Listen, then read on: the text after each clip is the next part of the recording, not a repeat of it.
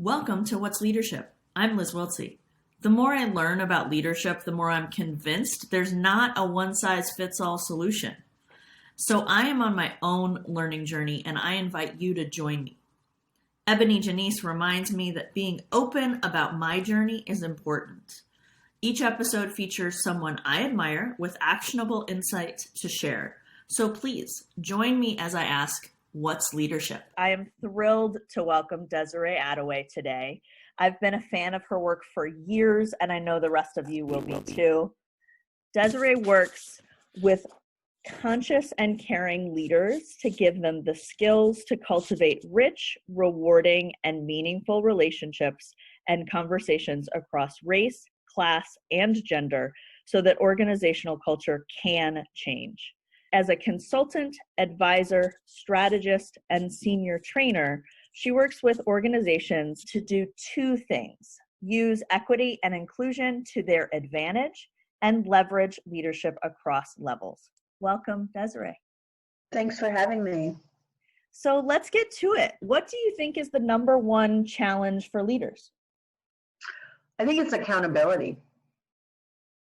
I think leaders want to hold themselves accountable and they can't. It's their clients, it's their customers who get to hold us accountable. It's our employees. But I think even more so than that, I think leaders have a very skewed understanding of what accountability is. A lot of folks see accountability as something that's punitive, and I see it as a deep love and kinship, right? So I only hold folks accountable that I care about, that I want to be in community with. And so when we're called out for not showing up or following through, when we're called out because our impact was not what we had hoped it would be, I take that as a sign of folks that really care about me and care about me as a leader and developing my leadership skills. And so I just think leaders need to spend a bit more time focused around accountability and what does that mean and how can we think of it as not something that's punitive, but use that as ways that we can learn and wrestle with really big, important issues publicly and model ways for other people to wrestle with those issues. Yeah, indeed. So what is your number one tip for leaders getting in a space that they can do that? I think there's two things. I think we have to look at forgiveness and reconciliation and accountability and healing as core leadership components.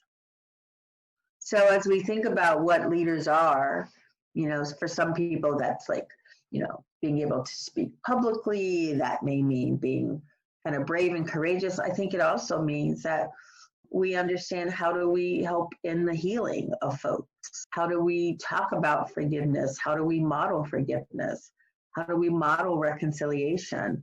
I think if some of those were really integral leadership skills, we wouldn't have as many toxic organizations and institutions like we have. Indeed, absolutely, for sure. So what has been a book or talk, presentation, concept that has really been impactful for you? There have been a lot. I've been doing a lot of studying of the prison abolitionist movement, actually, which is a great movement around us imagining what does it mean to not have prisons, which means that how do we talk about healing and forgiving, and what does that look like happening on a community and collective level? But a book that has been really amazing for me is a book called Feminist Accountability: Disrupting Violence and Transforming Power. It's by Dr. Ann Russo. I think she's a doctor. Ann Russo, she teaches at DePaul University in Chicago and does a lot of great work around what does accountability look like. And that feminist accountability book it's become my new Bible. I have added it to my reading list immediately. When you're talking about prison abolition, do you have something that you like to point to when you talk about it? Now, I follow some folks on Twitter, which if you just kind of search on Twitter for it, but there's a activist whose last name is Kaba, Miriam Kaba. I do a lot of her readings. She has this great book called Fumbling Towards Repair, which is really around like how do we repair relationships when we've hurt and harmed folks, and what does that look like? And he's been integral in doing a lot of that work. Yeah, I do work with a whole bunch of abolitionist things here in Los Angeles, and it's really changed the way I think about both accountability and forgiveness, like you talk about it. So I'm really appreciate that you brought that to this conversation. And LA, has the largest prison system in the world? Yes. Yep. Yeah. So it's I think that when we think about the kind of political vision of eliminating imprisonment, for me, what that ultimately has us having to think about is how do we care for one another when we've been harmed? And how do we recover from that together? And how do we just not lock people away? Again, there are no easy answers in any of this work, right? So there's no real easy answers around these big questions. But I think that there's some, for me, they're really big. It brings up big themes for me around how do I want to be in community with people? So models that represent how we want to live in the future.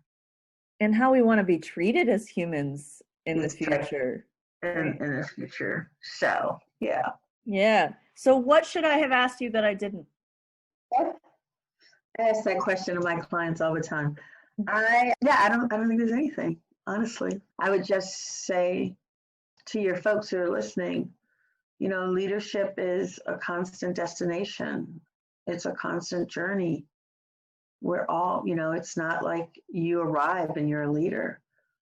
Those skills have to constantly evolve for the context and the times that we live in. It's a perfect way to end. Thank you so much for being here. Thank you for having me. I appreciate it. Full show notes from this episode and every episode are available at 4needs.work/podcast. If you're intrigued by this episode, please subscribe.